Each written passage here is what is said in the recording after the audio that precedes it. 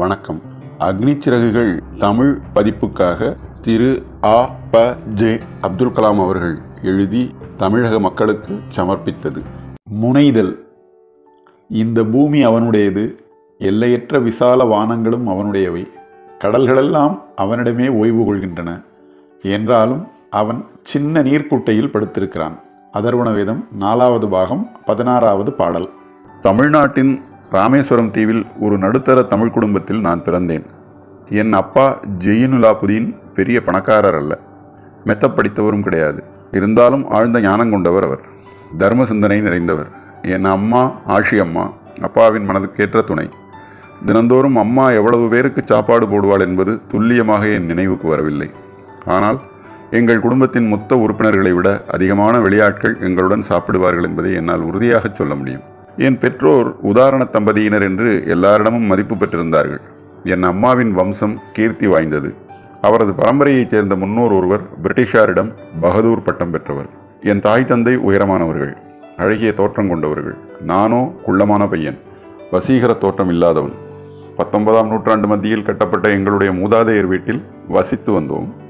ராமேஸ்வரம் மசூதி தெருவில் இருந்த பெரிய வீடு அது. சுண்ணாம்பு காரையாலும் செங்கற்களாலும் கட்டப்பட்டிருந்தது எங்கள் வீடு. நெறிமுறைகளை பின்பற்றிய அப்பாவுக்கு தேவையற்ற வசதிகளும் ஆடம்பரமும் பிடிக்காது. ஆனாலும் உணவு, உடை, மருந்து என எங்களுக்கு தேவையான எல்லாம் கிடைத்தன.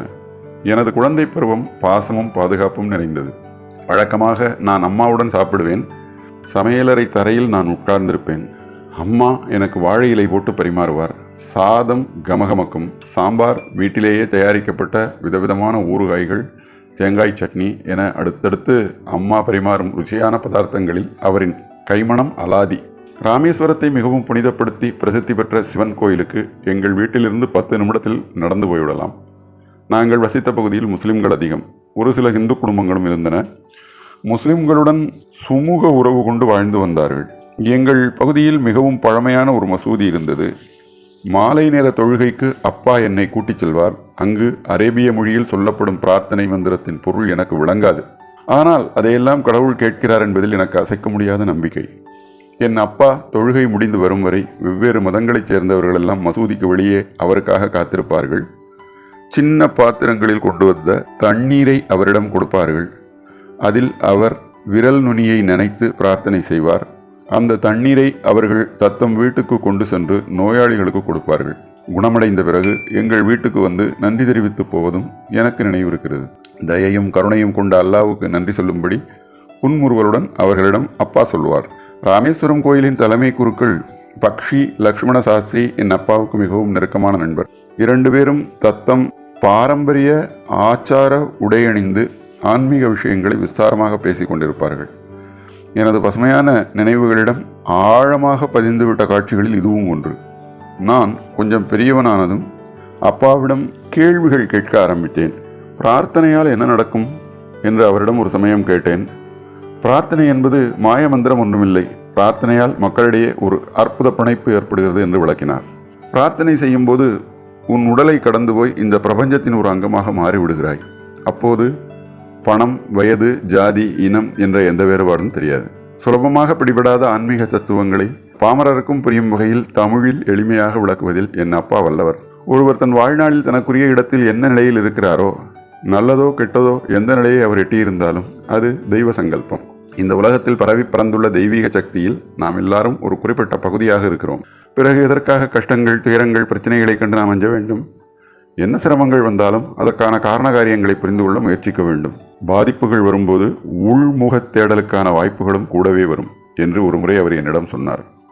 உங்களிடம் உதவியும் அறிவுரையும் கேட்டு வருபவர்களிடம் இதை ஏன் நீங்கள் சொல்வதில்லை என்று கேட்டேன். என் தோளில் அவரின் கைகளை போட்டுக்கொண்டு என் கண்களை உற்று பார்த்தார். கொஞ்ச நேரம் அவர் ஒன்றுமே சொல்லவில்லை. அவர் வார்த்தைகளை உள்வாங்கிக் கொள்ளும் திறன் எனக்கு இருக்கிறதா என்று என்னை எடை போடுவது போல இருந்தது. பிறகு ஆழ்ந்த மென்மையான குரலில் பதில் சொன்னார். அந்த பதிலில் கிடைத்த ஏதோ ஒரு இனம் புரியாத சக்தியும் ஆர்வமும் எனக்குள் நிரம்பியது. தனித்து விடப்பட்டிருப்பதாக தங்களை பற்றி நினைக்கும் போதெல்லாம் மனிதர்கள் துணையை தேடுவது இயல்பான விஷயம். கஷ்டம் வரும்போதெல்லாம் கை கொடுத்து உதவுபவர்களை தேடுகிறார்கள். சிக்கலில் மாட்டிக்கொண்டு தவிக்கும் போதெல்லாம் யாராவது வந்து அதிலிருந்து விடுபட வழி காட்ட மாட்டார்களா என்று தயங்குகிறார்கள். தொடரும் துயரங்கள், ஏக்கங்கள், ஆசைகள் எல்லாமே அதற்கான விசேஷ உதவியாளர்களை தேடிக்கொள்கின்றன. பிரார்த்தனையாலும் காணிக்கையாலும் தீய சக்திகளை சாந்தப்படுத்தும் அவர்களது முயற்சிகளுக்கு ஒரு பாலமாக உதவுகிறேன். இது சரியான அணுகுமுறை என்று சொல்லவே முடியாது, இப்படி செய்யவும் கூடாது என்றார். அப்பா அதிகாலை 4 மணிக்கெல்லாம் எழுந்து விடுவார். பொழுது விடுவதற்கு முன்பே நமாஸ் செய்வார். நமாஸ் முடிந்ததும் எங்களுடைய சின்ன தென்னந்தோப்புக்கு நடந்து போவார். வீட்டிலிருந்து சுமார் 4 கிலோமீட்டர் தொலைவில் அந்த தோப்பு இருந்தது. 1 டஜன் தேங்காய்களை கட்டி தோளில் போட்டுக்கொண்டு வீடு திரும்புவார். அதற்கு பிறகுதான் காலை உணவு சாப்பிடுவார். 60 வயதை தாண்டிய பிறகும் கூட அவரின் இந்த அன்றாட வழக்கம் மாறவில்லை. என் வாழ்க்கை முழுவதும் என்னுடைய விஞ்ஞான தொழில்நுட்ப உலகத்தில் என் அப்பாவின் அடிச்சுவட்டை பின்பற்றி வருகிறேன்.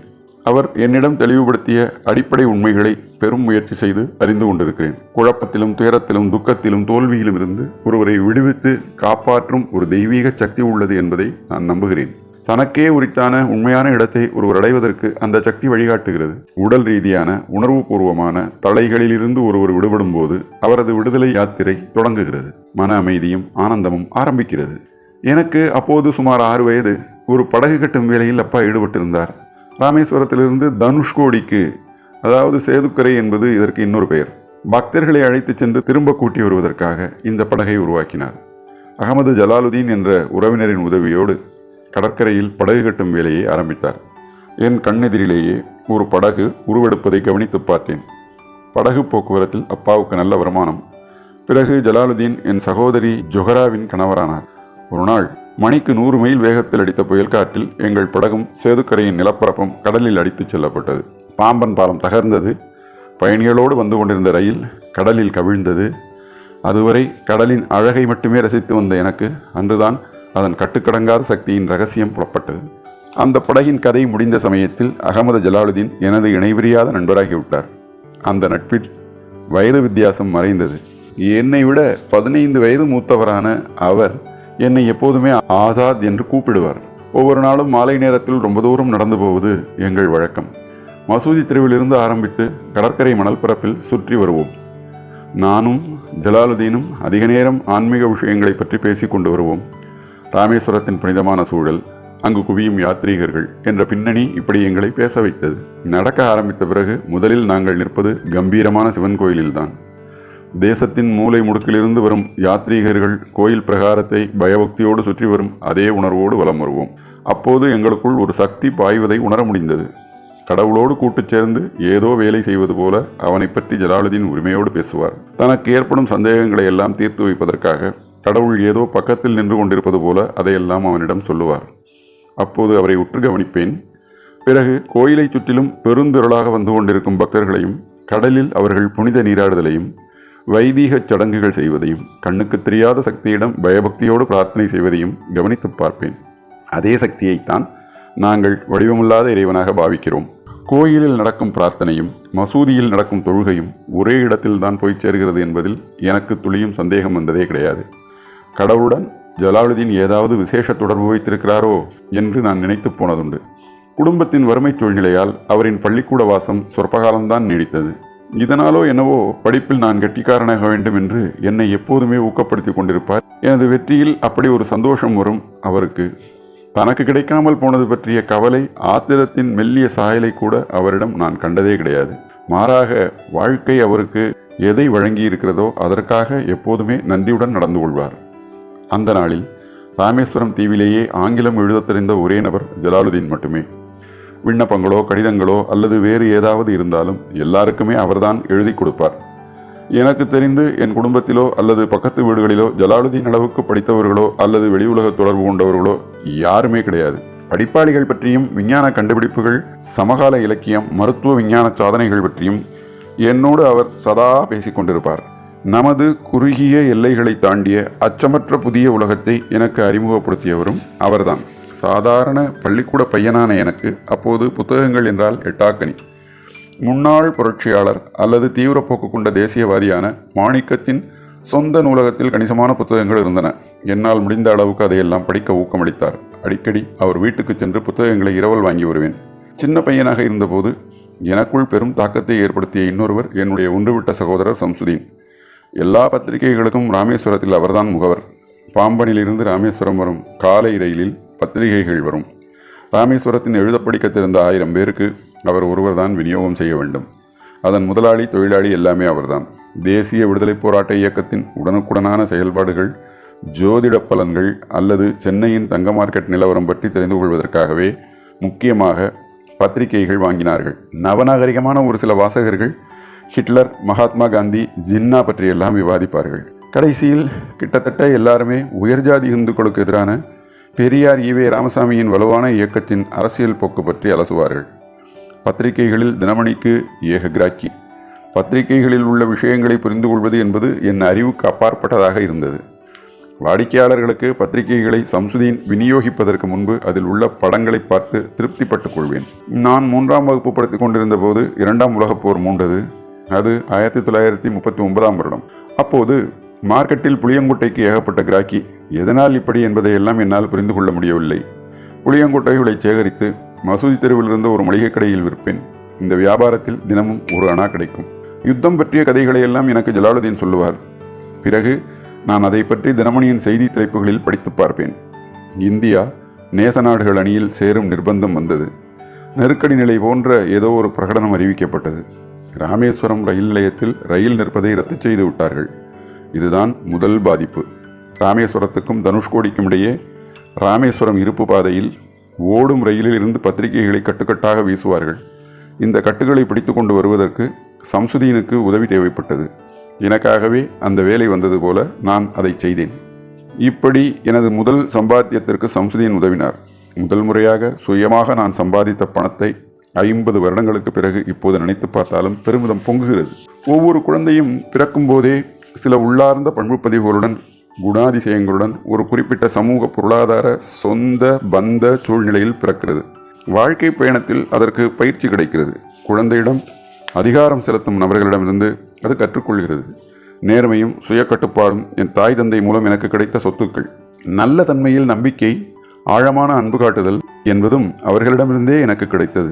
எனது 3 சகோதரர்களுக்கும் ஒரு சகோதரிக்கும் இதே பண்புகள் இப்படித்தான் வந்தன. குழந்தை பருவத்தில் என்னிடம் பதிந்த சிறப்பு இயல்புகளுக்கு ஜலாலுதீனும் சம்சுதீனும் முக்கிய காரணமாக இருக்கலாம் என்று நினைக்கிறேன். இவர்களிடம் நெருங்கி பழகி அதிக நேரம் கழித்திருக்கிறேன். இயற்கையாகவே இந்த இருவரிடமும் பொதிந்திருந்த ஞானம் எனக்குள் பெரும் தாக்கத்தை ஏற்படுத்தியது. பின்னாளில் என்னிடம் வெளிப்பட்ட ஆக்கச்சக்திகளுக்கு அடிப்படை காரணம் இவர்களுடன் குழந்தை பருவத்தில் நான் கொண்டிருந்த நெருக்கமான பந்தம்தான். ராமநாத சாஸ்திரி, அரவிந்தன், சிவபிரகாசன், இந்த மூவரும் எனது பால்ய காலத்தில் நெருங்கிய சிநேகிதர்கள். இந்த 3 பேருமே ஆச்சார அனுஷ்டானமான ஹிந்து பிராமண குடும்பத்தினர். ராமேஸ்வரம் கோயிலின் தலைமை குருக்களான பக்ஷி லக்ஷ்மண சாஸ்திரி தான் ராமநாத சாஸ்திரியின் அப்பா. எங்களது மாறுபட்ட மதங்களாலும் வளர்ப்பு முறையாலும் எந்த வேறுபாடும் எங்களுக்குள் வந்ததே இல்லை. பிறகு அப்பாவின் தலைமை குருக்கள் பொறுப்பை ராமநாத சாஸ்திரி ஏற்றுக்கொண்டார். பக்தர்களுக்கான போக்குவரத்து வசதிகளை ஏற்பாடு செய்யும் தொழிலில் அரவிந்தன் இறங்கினார். சிவபிரகாசன் தென்னக ரயில்வேயின் கேட்டரிங், அதாவது உணவு நிலைய ஒப்பந்தக்காரர் ஆனார். வருடாவருடம் நடக்கும் ஸ்ரீ சீதாராம கல்யாண வைபவத்தின் போது தெய்வ விக்கிரகங்களை திருமண மண்டபத்திற்கு கொண்டு செல்ல விசேஷமான மேடை, அலங்கரிக்கப்பட்ட படகுகளை ஏற்பாடு செய்வது எங்கள் குடும்பம்தான். எங்கள் வீட்டின் அருகே உள்ள ராமதீர்த்தம் என்ற குளத்தின் மையப்பகுதியில் தான் இந்த திருமணம் நடைபெறும். ராமாயணத்திலிருந்தும் நபிகள் நாயகத்தின் வாழ்க்கையிலிருந்தும் பல சம்பவங்களை கதைகளாக அம்மாவும் பாட்டியும் ராத்திரி படுக்கை நேரத்தில் எங்கள் வீட்டு குழந்தைகளுக்கு சொல்வார்கள். ராமேஸ்வரம் ஆரம்ப பள்ளியில் நான் 5ஆம் வகுப்பு படித்துக் கொண்டிருந்தேன். என்னை முஸ்லீமாக அடையாளம் காட்டும் தொப்பியை போட்டுக்கொண்டுதான் எப்போதும் வகுப்புக்கு வருவேன். முதல் வரிசையில் ராமநாத சாஸ்திரிக்கு பக்கத்தில் தான் என்றுமே உட்கார்ந்திருப்பேன். அவன் பூணூலும் குடுமியுமாக இருப்பான். ஒரு நாள் புதிய ஆசிரியர் ஒருவர் எங்கள் வகுப்புக்கு வந்தார். ஒரு ஹிந்து குருக்களின் மகன் பக்கத்தில் முஸ்லிம் பையன் உட்கார்ந்திருப்பதை அவரால் சகித்துக் கொள்ள முடியவில்லை. அவர் நிர்ணயித்த சமூக அந்தஸ்தின்படி என்னை கடைசி பெஞ்சில் உட்காரச் சொன்னார். எனக்கும் ராமநாத சாஸ்திரிக்கும் துக்கத்தை அடக்க முடியவில்லை. நான் கடைசி பெஞ்சுக்கு போனதும் அவன் கண்ணீர் விட்டு அழுத காட்சி என் மனதை விட்டு மறையவில்லை. பள்ளிக்கூடம் முடிந்து வீட்டுக்கு போனதும் அப்பாவிடம் இந்த சம்பவத்தை பற்றி சொன்னேன். ராமநாத சாஸ்திரியும் அவன் அப்பாவிடம் சொல்லிவிட்டான். அந்த ஆசிரியரை வரவழைத்த லக்ஷ்மண சாஸ்திரி எங்கள் முன்னிலையில் அவரை கண்டித்தார். கள்ளம் கபடம் தெரியாத பச்சை குழந்தைகள் மனதில் இப்படி சமூக ஏற்றத்தாழ்வு, சமய துவேஷம் என்ற நஞ்சை புகுத்தக்கூடாது என்று எச்சரித்தார்.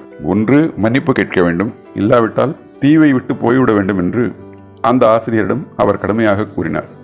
லக்ஷ்மண சாஸ்திரியின் உறுதியான அணுகுமுறையால் அந்த இளம் ஆசிரியர் வருத்தம் தெரிவித்ததோடு மட்டுமல்லாமல் தன்னையே மாற்றிக்கொண்டார். ராமேஸ்வரத்தில் வாழ்ந்த சிறிய சமுதாயமோ தனித்தனி தீவுகளாக பிளவுபட்டு கிடந்தன. ஒவ்வொரு குழுவினரும் தத்தம் நடைமுறை பழக்க வழக்கங்களில் விடாப்பிடியாக இருந்தனர். ஆனாலும் எனது விஞ்ஞான ஆசிரியர் சிவசுப்பிரமணிய ஐயர் வித்தியாசமானவர். ஆச்சாரமான பிராமணராக இருந்தும் புரட்சிகரமான சிந்தனை கொண்டவர். அவரது மனைவியோ பழைய நடைமுறைகளை மாற்றிக்கொள்ள விரும்பாதவர். பலதரப்பட்ட பின்னணி கொண்ட மக்களும் இரண்டர கலந்து இணக்கமாக வாழ வேண்டும் என்பதற்காக சமூக தடைகளை தகர்ப்பதில் தீவிரமாக ஈடுபட்டார் சிவசுப்பிரமணிய ஐயர். என்னுடன் நீண்ட நேரம் செலவழிப்பார். பெரிய நகரங்களில் உள்ள மெத்த படித்தவர்களுக்கு சமமாக நீ உயர வேண்டும் கலாம் என்று பிரியமுடன் அவர் சொல்வார்.